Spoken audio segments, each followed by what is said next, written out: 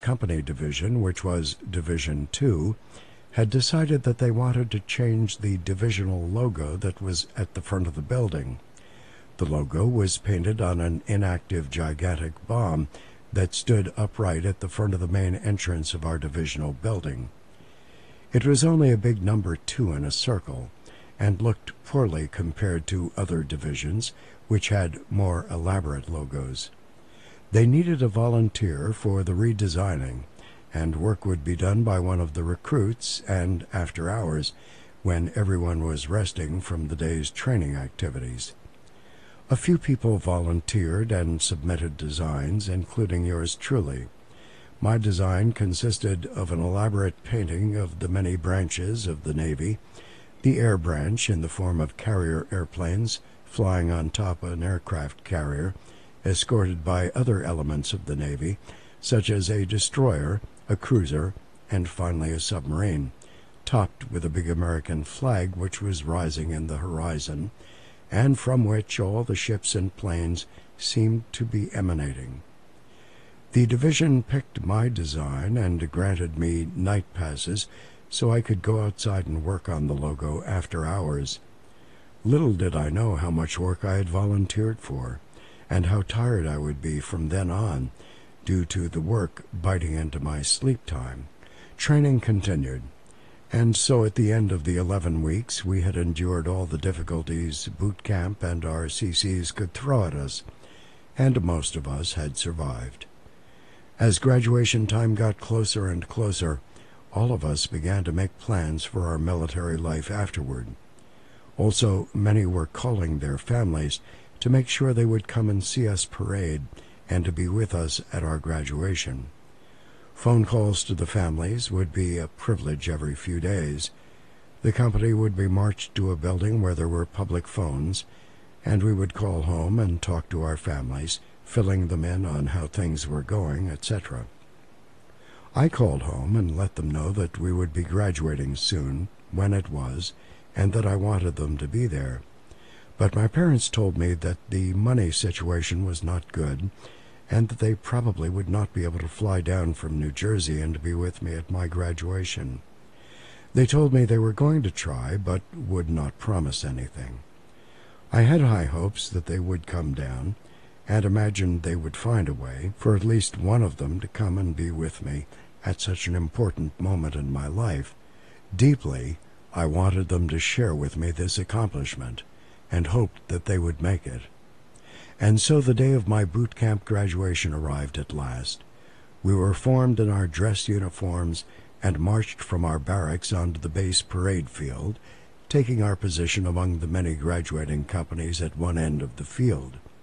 At the other end, there were open-air benches where the families, which numbered in the hundreds, sat and waited for us to march by in military formation during our march in review, or parade with our flags and ourselves for all to see. At the center of the open-air bench section, there was a section of honor, where the base commanders, high dignitaries, and guests of honor sat under a cover. Also at the benches were the various CCs of all the companies, including ours. This would be the moment when all their efforts would be displayed, including how well they had taught us to march.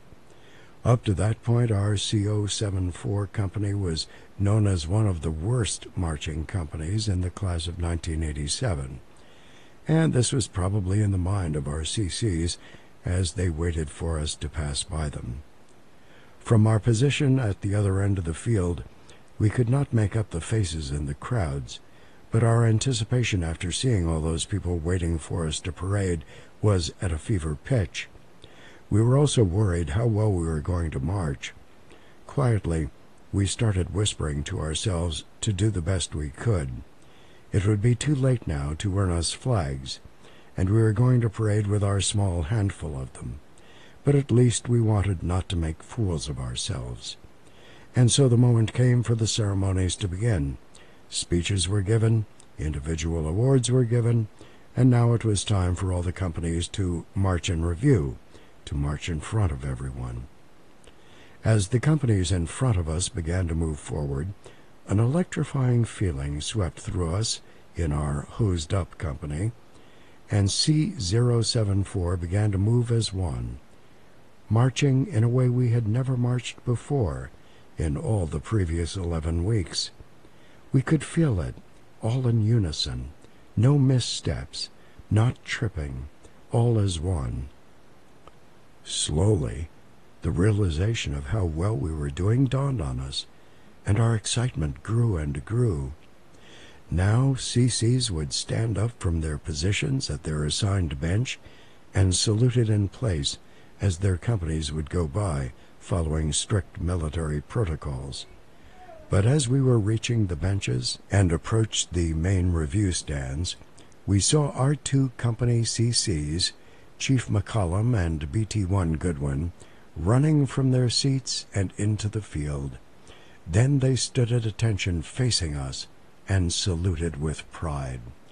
We would find out later that out of all the companies that passed in review that day, we C-074, the one with the fewest flags, was one of the ones that marched the best, all in unison, all as one. All companies stopped at the other end of the field, and we would then be dismissed over there in order to be able to join the families. As the ceremonies ended, everyone began to throw their covers, sailors' hats, into the air, embrace and congratulate ourselves. We had done it, and we were now in the Navy. My fellow sailors now began to look for their families, which by this time were coming from the stands and onto the field where we were, everyone yelling and laughing, with a few tears here and there. I still hadn't seen the faces of my family, and thought that perhaps of so many people in the field I couldn't see them. And so I stood in place, waiting for the crowd to thin out a little bit. Then people began to leave, the field began to empty, and I still couldn't see my family.